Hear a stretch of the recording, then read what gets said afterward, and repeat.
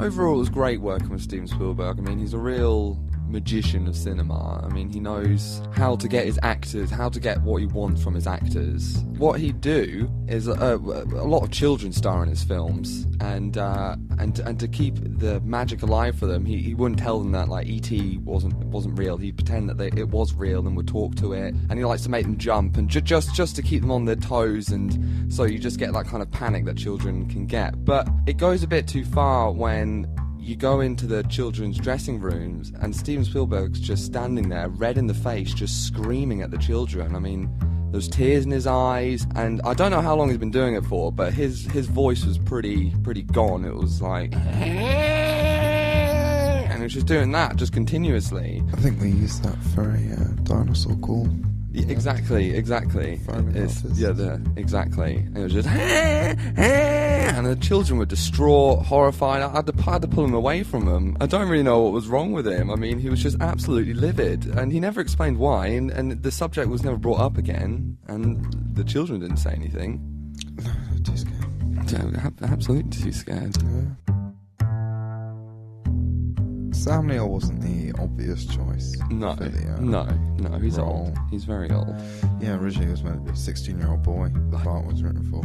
Yeah, I mean, it was going to be what he said. He wanted it about dinosaurs and addressing like teen pregnancies and things like that. That's what he wanted, and unfortunately, the studios like kind of crushed that kind of dream for him, because obviously Sam Neill was going to get that other girl pregnant. He was the abusive dad. Yeah, exactly. In the Japanese original Jurassic Park, he was the abusive father. Yeah, screenplay by Kuro Kawasaki. Yeah, exactly. Amazing. And a wonderful animation by Studio Ghibli. Studio Ghibli, exactly. Absolutely amazing. I mean, I kind of prefer that version. I mean, the CGI is good in R1, but it's better 2D, and Sam Neill is a giant furry pet. Yeah. I mean, squirrel going on an adventure. I mean, how much better is that than an island full of dinosaurs? Dinosaurs are dead. Who gives a shit about them? Yeah, that's what I always said to Steven Spielberg. And he got quite sick of it by the end. Dinosaurs are dead. And I'd ruined so many takes because I just run on and I say, what are you running away from? There's no dinosaurs there. They're dead. It's like no one understood on the entire set that dinosaurs are dead. I really don't understand the movie industry very well at all. I mean, I don't quite understand how I got this job. I didn't ask. One of the first things Steven Spielberg said to me was, hey, I'm going to be one of the first Jews in Hollywood. I said no, that can't be true. I mean, Hollywood is full of Jewish people, and he accused me of being anti-Semitic. He accused a lot of people of being anti-Semitic. Just because he was insistent that he was the first Jew in Hollywood, and he had a lot of different kind of quirks like that. Like he had the screaming. He called everyone anti-Semitic, and he'd always like carry around this little yellow duck that he'd squeak if someone said a rude word. Didn't understand what that means.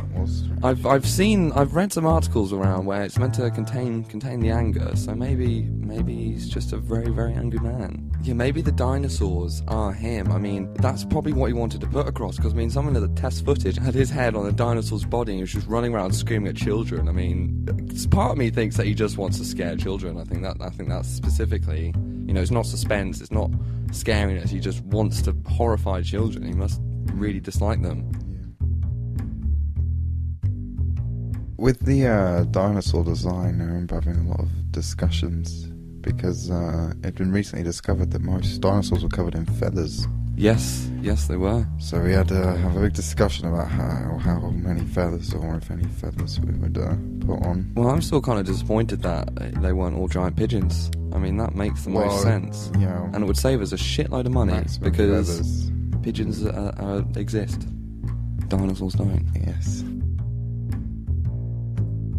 In one of the final scenes, when the two kids are getting chased by the velociraptors, quite an intense scene. It's quite a memorable one in a lot of people's heads, but it's actually quite funny. A lot of people don't know.